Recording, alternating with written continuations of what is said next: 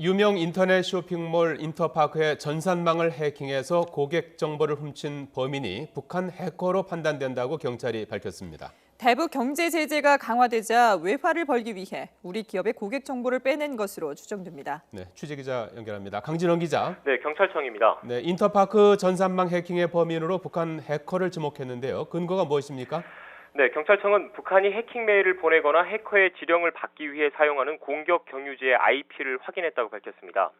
북한 해커 집단 가운데 하나인 조선 최신성 조직이 주로 사용하는 겁니다. 세계 국가에 분산된 IP로 이번에 확인된 인터넷 주소는 4개입니다. 조선 최신성 조직은 평양 유경동, 중국 랴오닝성 조직과 함께 지난 2009년부터 최근까지 대남 사이버 테러를 저지른 북한의 대표적인 해커 집단입니다. 해커가 돈을 뜯어내기 위해 인터파크 측에 보낸 협박 메일에서 북한식 용어도 나왔습니다. 협박 메일 34건 가운데 한 건에서 우리나라에선 쓰지 않는 총체적이라는 의미의 북한식 용어, 총적이 담겨 있었던 겁니다.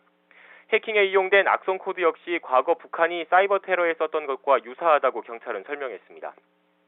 앞서 지난 5월 북한 해커로 추정되는 범인들은 인터파크 직원에게 악성 코드가 담긴 이메일을 보냈습니다.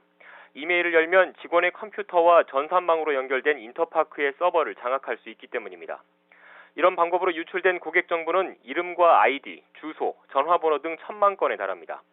해커는 이후 정보 유출 사실을 외부에 알리겠다고 협박하며 인터파크 측에 수십억 원을 요구했습니다.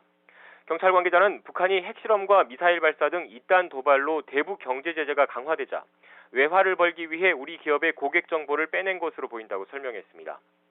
북한 해커들의 공격 목표가 원전 등 중요 국가 시설을 넘어 기업으로 확장되고 있는 만큼 기업의 보안 의식이 더 강화돼야 한다는 지적이 나오고 있습니다.